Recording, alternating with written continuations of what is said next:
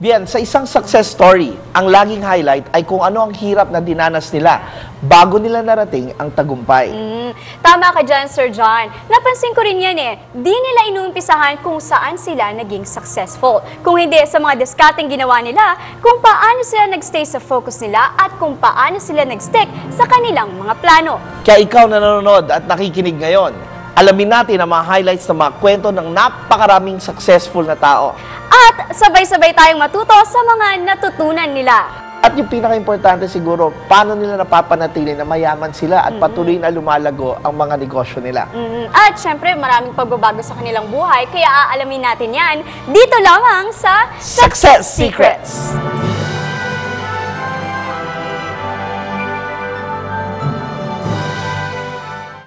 Anak siya ng dating mayor ng Pateros. Nagtapos ng Chemical Engineering sa De La Salle University. Nagtrabaho sa isang multinational company. Ngunit dahil sa kanyang passion, nag-resign at pinasok ang mundo ng mga beauty pageants. Alamin ang naging susi ng tagumpay ni Rogel Flores dito sa Success Secrets.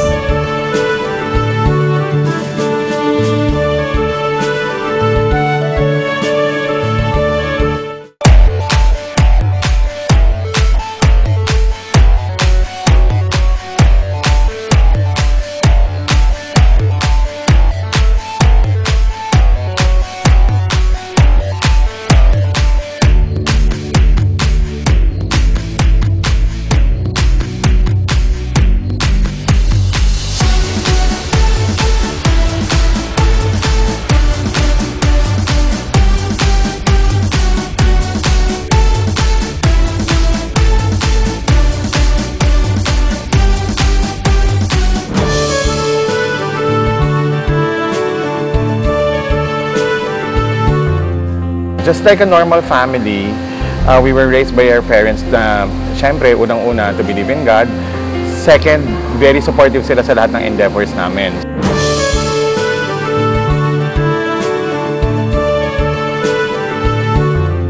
Nung bata ako, mahilig na rin ako sa pageants, pero parang I told myself, parang nakita ko na parang mas magiging successful ako if I take the career path na towards yung mga hindi masyadong pinupuntahan ng karamihan. Okay. Katulad ng pagiging chemical engineer.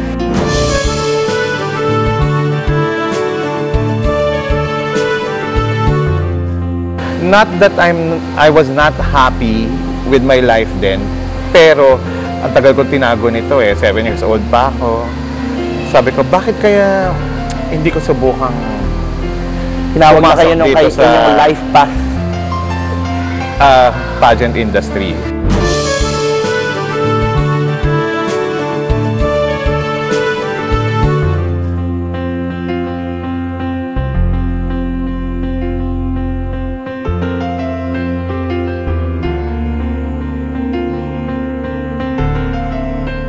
Lumaki sa lugar ng Pateros. Masasabing maswerte na sa buhay si Rogel. Ito'y dahil isang politiko ang kanyang ama. My dad was a former mayor of Pateros. Bukod sa anak ng dating mayor, dadalawa lamang muna silang magkapatid. Kung kaya't kahit paano ay naibigay sa kanila ang maginhawang buhay. Ayon pa kay Rogel, pinalaki sila ng kanilang mga magulang na may takot sa Diyos. Just like a normal family, we were raised by our parents na, syempre, unang-una, to believe in God.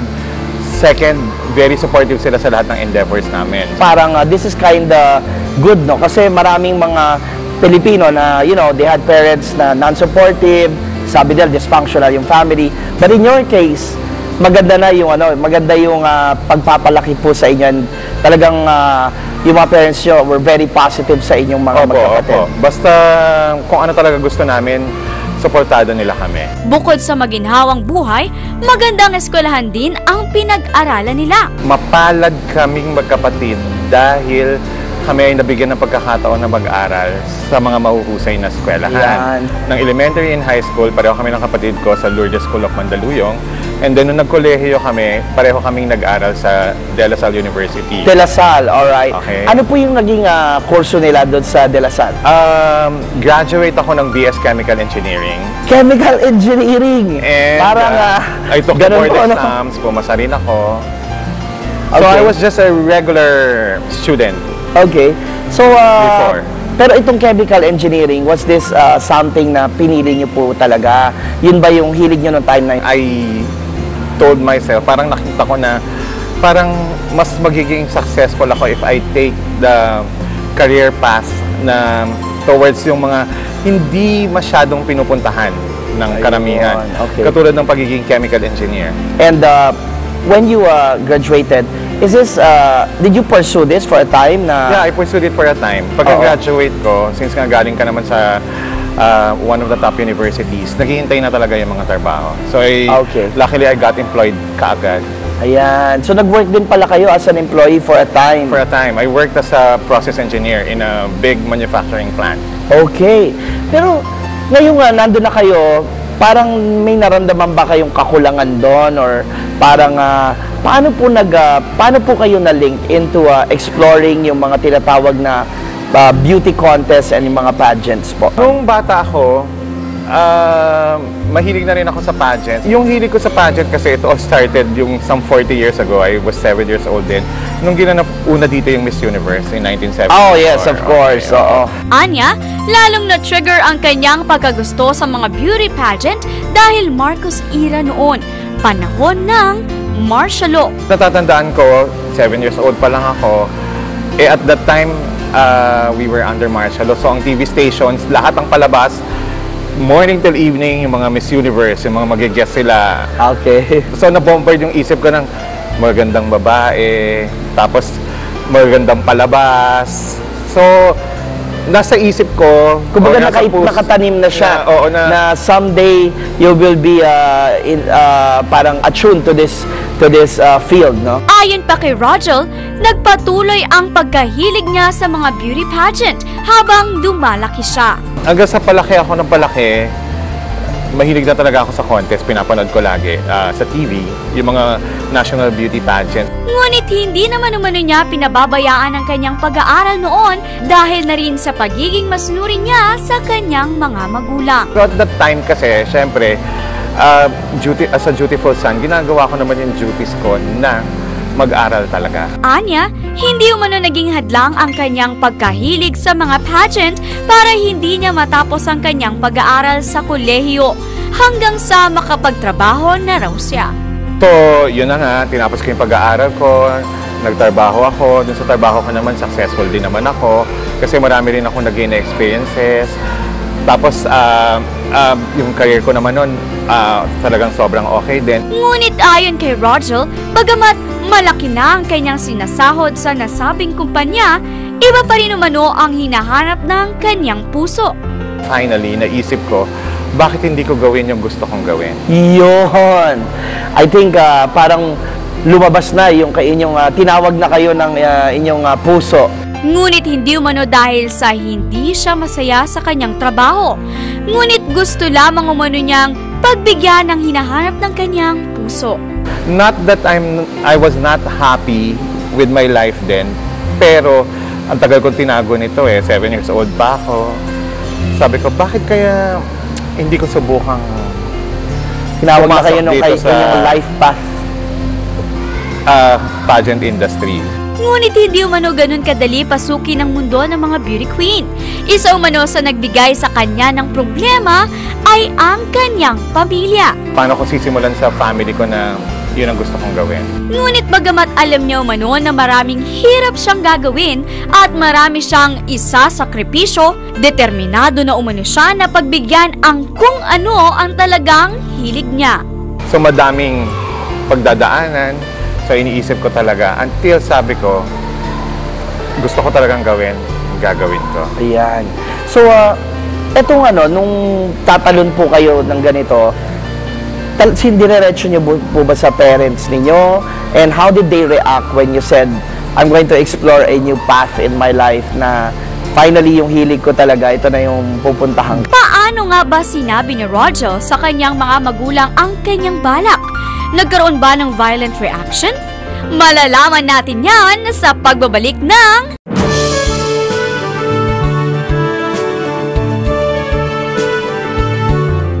Palagay ko kasi talaga, parang ano siya may divine providence yung kung paano ako napasok.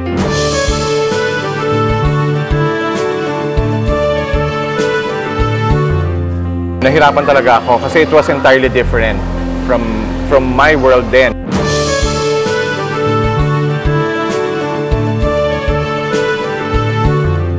That time, may nahihingahan naman ako ng etong gusto ko. So nag-uusap lagi kami sa contest.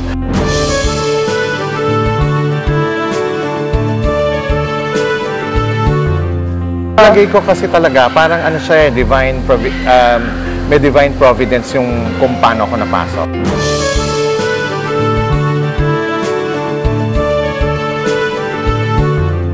Nahirapan talaga ako kasi it was entirely different from my world then.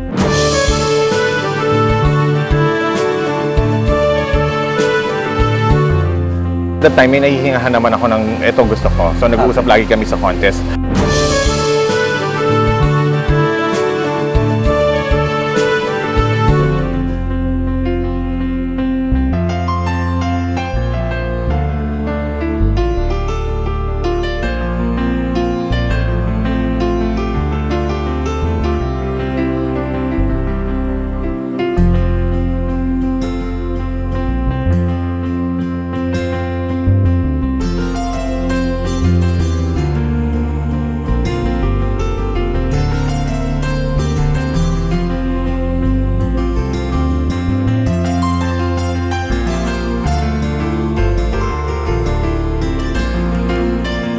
Paano nga ba sinabi ni Roger sa kanyang mga magulang ang kanyang balak?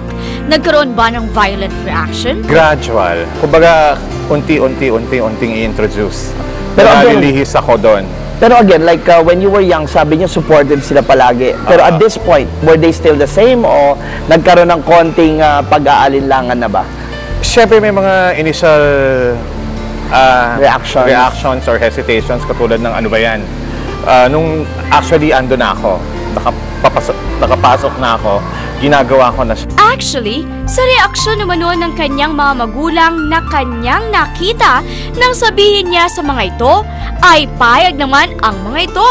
Ngunit ang inaalala lang daw ng kanyang mga magulang ay ang kanyang trabaho. Ang unang sinasabi nila, baka napapabayaan mo yung trabaho mo. Ayun. Okay. Kasi syempre makain sa oras. Tama. Oo, so paano mo hahatiin? Yung passion mo, passion pa lang yun nun, or yung career mo, saan mo ba gustong pumunta? Okay. So yun yung mga tanong nila, dun sila, kumbaga yun ang mga concerns nila sa akin. Ayan, alright. Ngunit mukha umanong sa pageant industry talaga ang kanyang bagsak. Palagay ko kasi talaga, parang ano siya, may divine providence yung kung paano ako napasok. Okay. Ano po ba yung eksaktong nangyari na nagkaroon kayo ng tinatawag na turning point? Na kumbaga sa success kasi may lagi kami sasabi na turning point. Ano yung eksaktong nangyari na na-open yung doors para sa inyo para ma-involve kayo dito sa mga beauty pageant? At dito ay kinento na nga ni Roger kung paano nagsimula ang kanyang pagiging mentor sa mga beauty queen. Actually, I grew up with my cousin. Yung cousin ko si Gio Flores. Alright. He's now a well-known makeup artist and stylist. Isang kilalang stylist. Kasama na rin siya sa KF. Okay. So both, syempre yung influence ko sa kanya, kasi we grew up the same. We live in one house. Parang kapatid ko na siya. So mahilig ako. He calls me kuya. So mahilig na rin siya doon sa contest. Okay. So kumbaga at that time, may nahihingahan naman ako ng etong gusto ko. So nag-uusap lagi kami sa contest. Hanggang dumating na nga raw ang araw na masasabi niyang naging sign niya para tuluyang pasukin ang mundo ng mga beauty queen. At one point, when I was still working as a process engineer, yung isa naming kasama was parang helping his barangay for a pageant. Oh, may isang event na maliit na pageant, barangay level lang. Oo, Actually, ano na siya, citywide. Okay, citywide na. Okay. Citywide siya. Na-involved kayo, pinatawag po kayo doon? Hindi, may pinatulungan lang siya sa akin. Na a couple of candidates or just one? Just one. Just one. You started with one person. With just one person. So parang, paano niya sinabi? Parang, Rogil, Kasi meron alam ka na medyo sa mahilig ako sa ganitong- contest. So, in other words, at that time, so lahat ng mga na-observe ko, tinuruan ko yung bata. As So a you gave neophyte. mga tips on how Tips to and everything. Pati carry yourself. clothes selection and everything. At hindi naman napunta sa wala ang kanyang unang experience ng pagiging mentor sa mga beauty queen. At bagamat hindi umano nito nakuha ang titulo, nakuha naman ito ang... She ended up first runner-up. Ngunit tulad umano niya, marami ring pangarap ang nasabing girl na kanyang hinawakan dahil hindi nagtapos sa pagiging first runner-up ang paglalakbay nito. This time umano ay gusto naman nitong pasukin ang mundo ng telebisyon. The next big thing that happened was the same girl. So it was just a citywide pageant. So she wanted to become a dancer on TV. Ayan. Really, this girl wanted to be really a dancer. Di tapos na yung episode namin. Tapos sabi niya sa akin, Kuya, mag-a-apply ako as a dancer of a noontime TV show. At dahil mabait naman umano sa kanya ang bata, kung kaya't siya pa rin ang naging karay-karay nito sa audition. When she went to the auditions para maging dancer, nag-o-audition din for, you know, yung Beautiful Girl. Okay, yeah, Of the of time course. is a noontime show. Oo, that's Pero mukhang dun daw talaga siya dinadala ng tadhana sa mundo ng beauty pageant. Ito'y dahil sa may nangyari umano sa nasabing audition na masasabi niyang another divine providence. So, pinalipat siya ng pila. Parang gano'n yung kwento niya.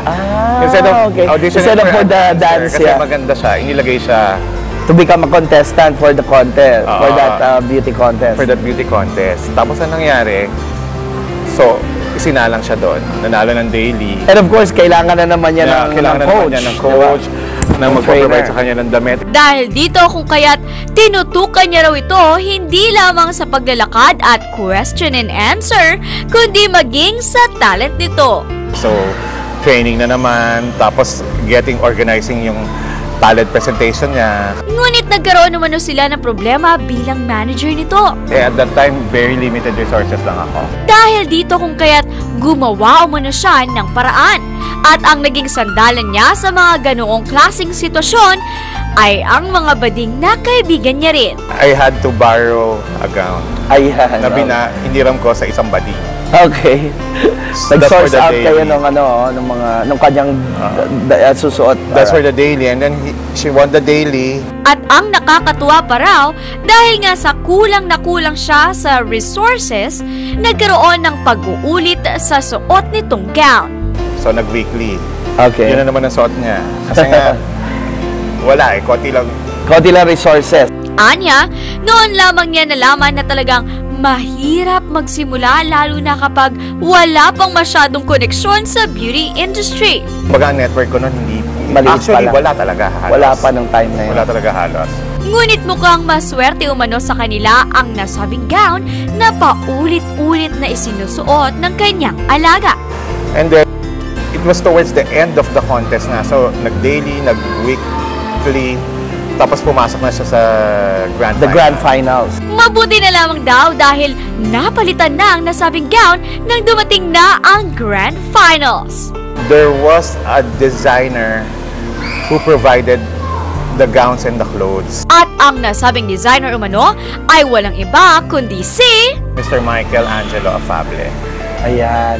Etong na-meet nyo na parang special person na ito, ito ang isa sa mga, kumbaga, susi ng Yes, he inyong... opened up everything for me. Ayan. For the national... Designer po ito, no? Designer Designer. siya. Okay. Oo. Kasi he was the one na nagdamit kay Alma Concepcion, daming beauty queens. So meron na siyang, kumbaga, credibility pagdating doon sa industry ng mga beauty queens. Okay. Ayon kay Rogel, si Michael Angelo ang tuluyang nagpakilala sa kanya sa mundo ng pagandahan. Ang nagbukas sa akin ng avenue like joining Mutya ng Pilipinas. Mula muna noon ay naging kumbaga partners in crime na silang dalawa ni Michael.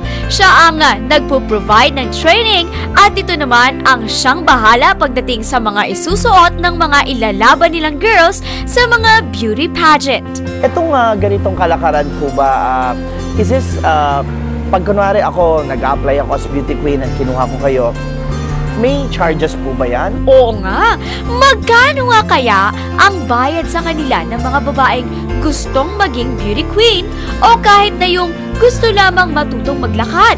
Malalaman natin yan sa pagbabalik ng...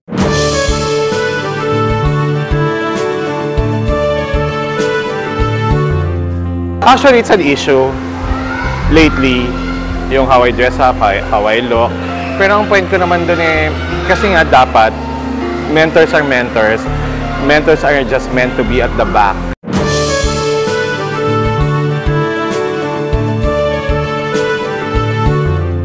We are starting our own advocacy program.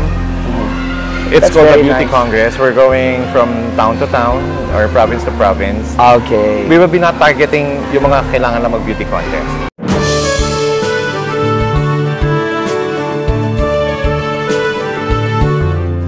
Unang-una, it starts with your desire.